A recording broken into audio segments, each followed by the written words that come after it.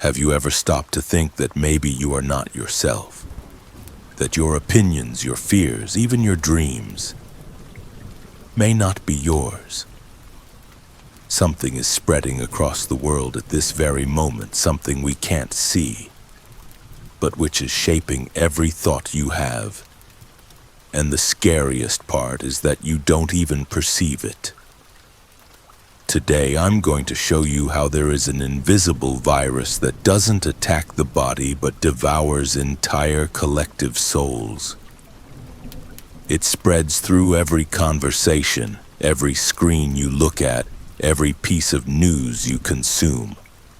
And when you're done watching this, you'll understand why Carl Jung spent years warning about what we call psychic contagion, and why you might already be infected without realizing it. Imagine for a moment that you wake up tomorrow and discover that everything, absolutely everything you believed to be true was just an illusion. An illusion shared by millions of people at once.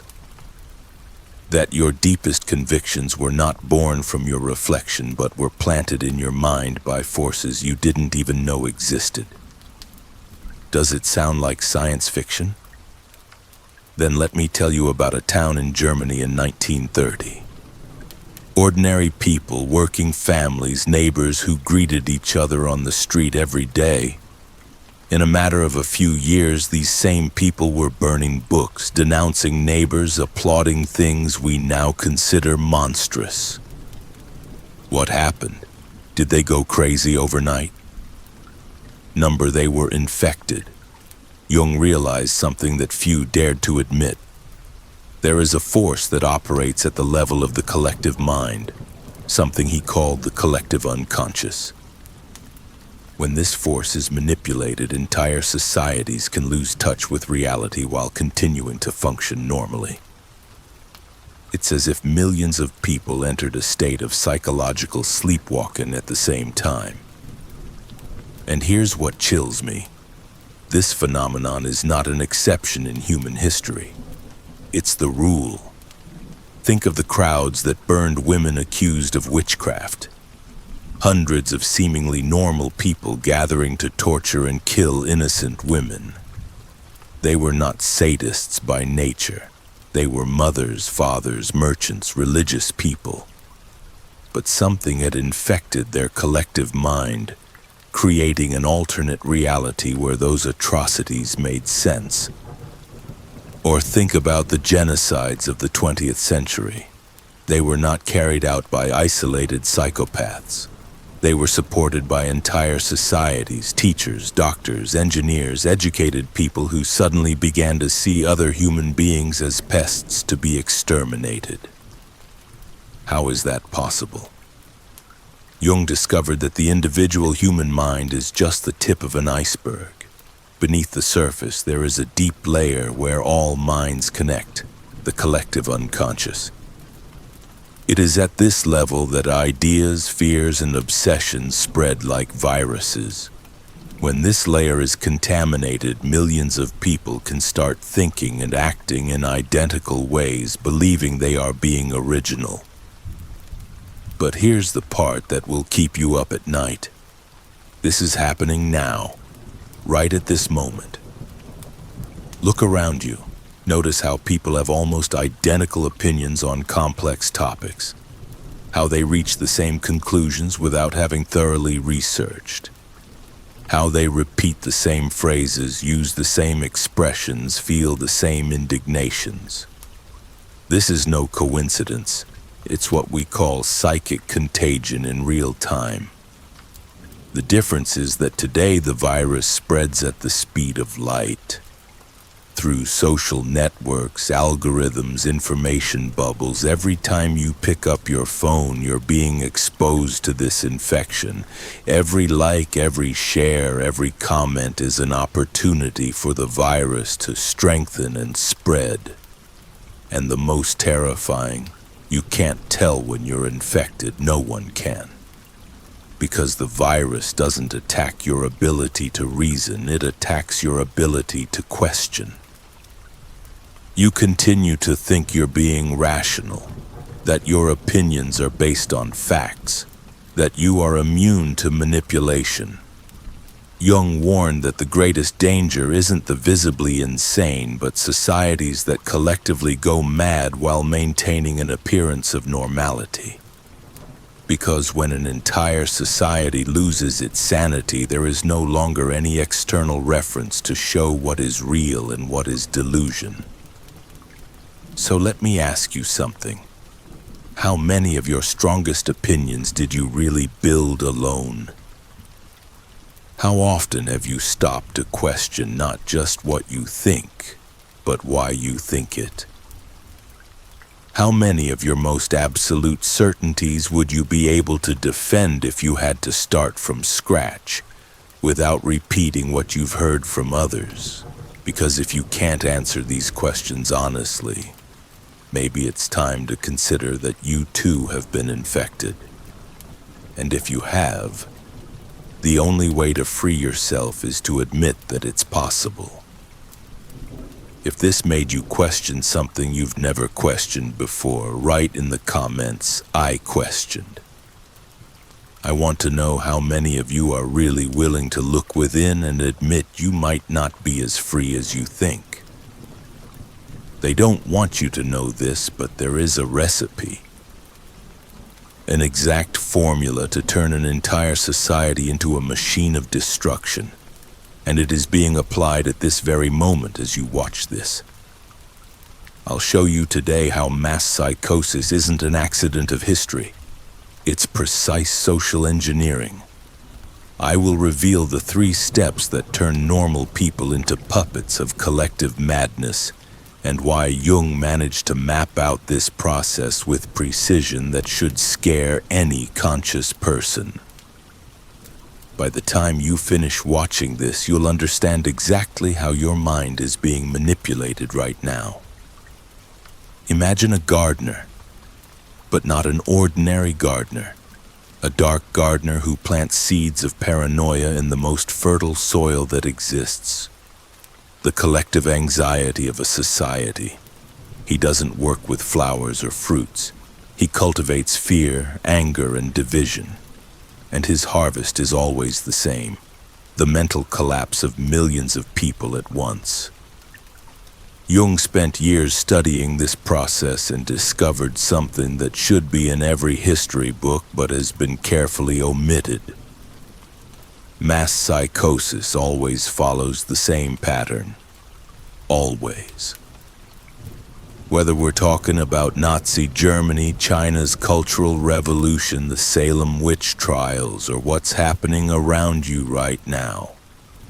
The first step is always fragmentation. Society needs to be broken into small pieces, each convinced that it is special, that it is different, that it is better than others. Look around you today. How many different groups are there? How many identities have been created? How many divisions have been invented? It's not a coincidence. It's strategy. When people begin to identify more with their group than with humanity as a whole, critical thinking dies. Because now you no longer think for yourself. You think for your group.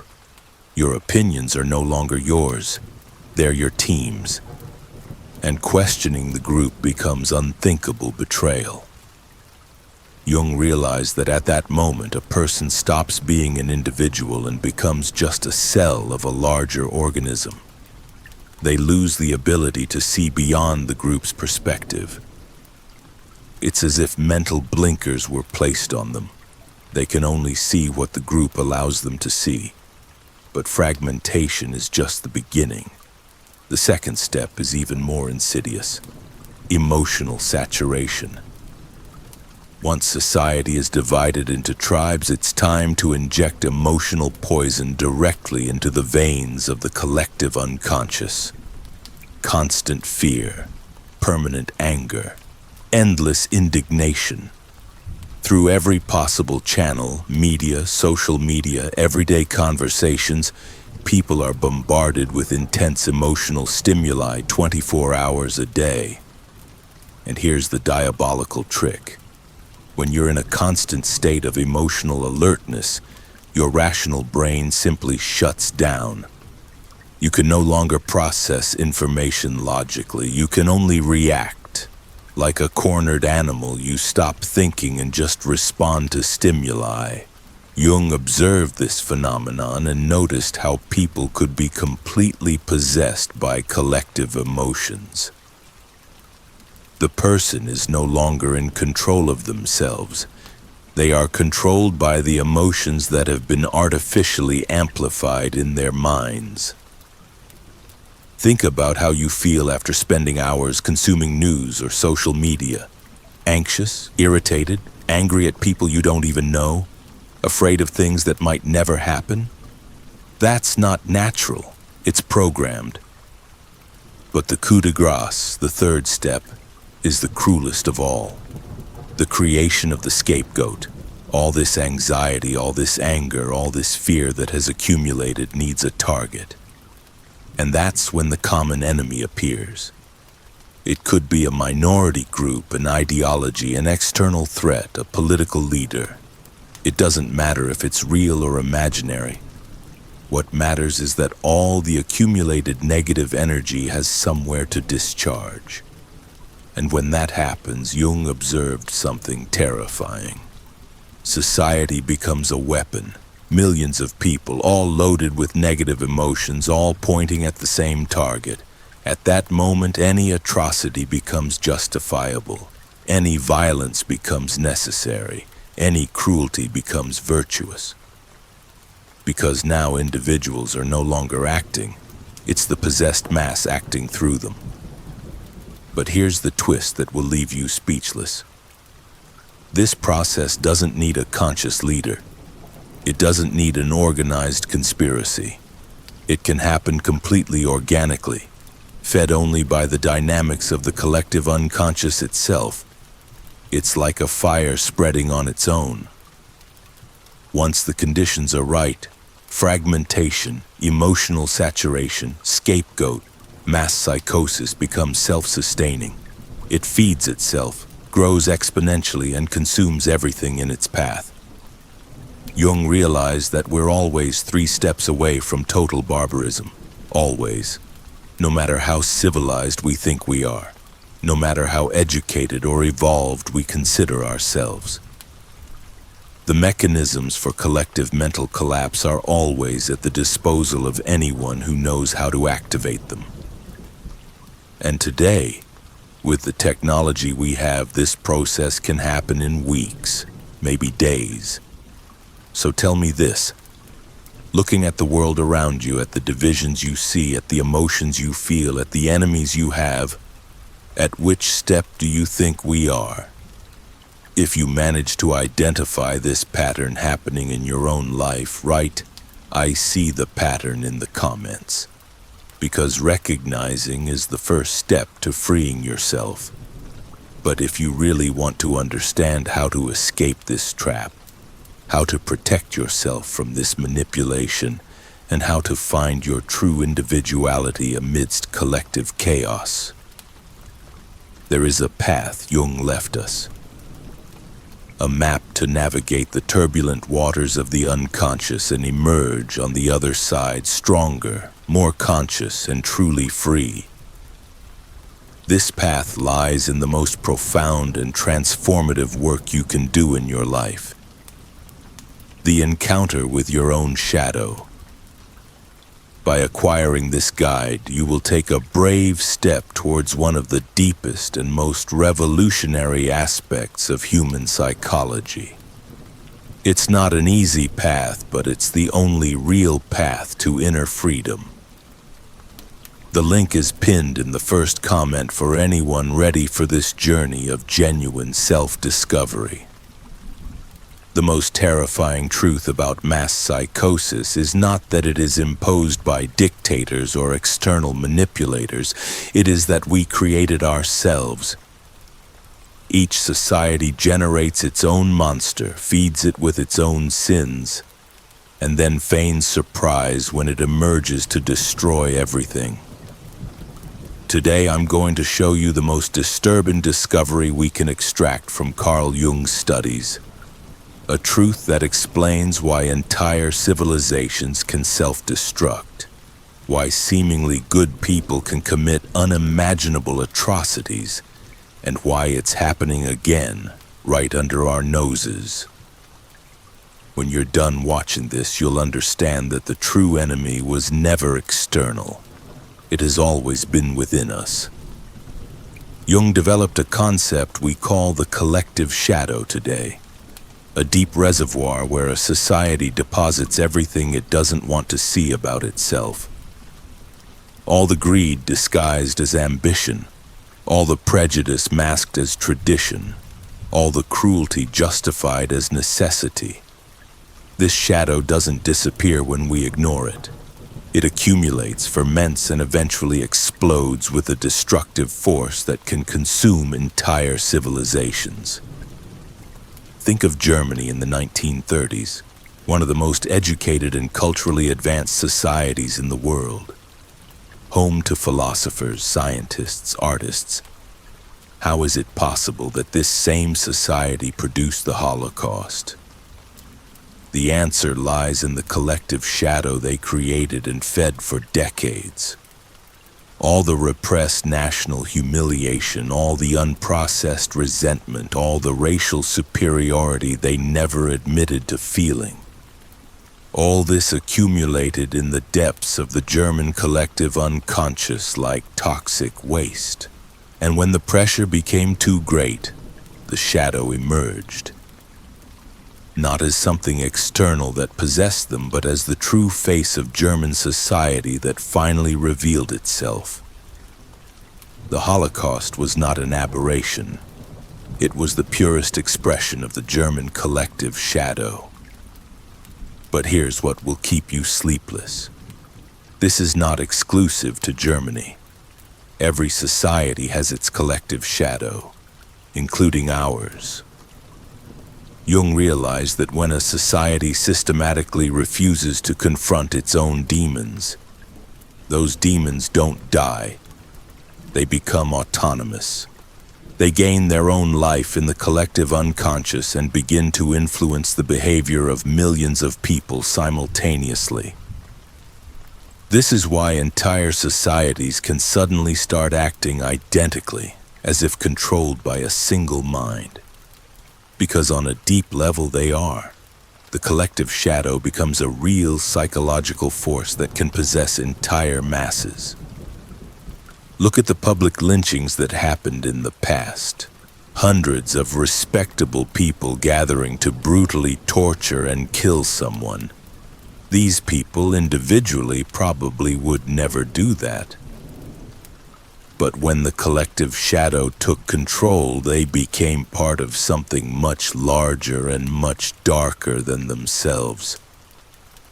Or think about the genocides that have happened throughout history. They weren't executed by isolated psychopaths, but by entire societies that suddenly decided that certain human groups didn't deserve to live. Teachers killing students, neighbors killing neighbors, doctors killing patients.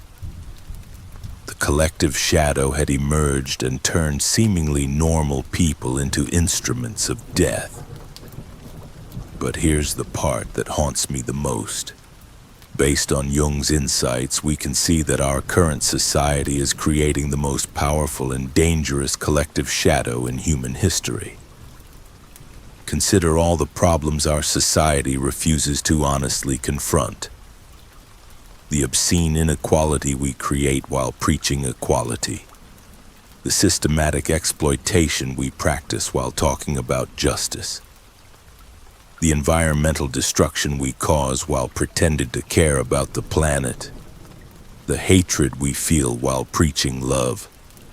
All this is accumulating in the collective shadow of our civilization. And unlike the shadows of the past, this one has the power to destroy not just societies, but the entire human species. Because now we have nuclear weapons, we have mass surveillance technology, we have algorithms that can manipulate billions of minds simultaneously.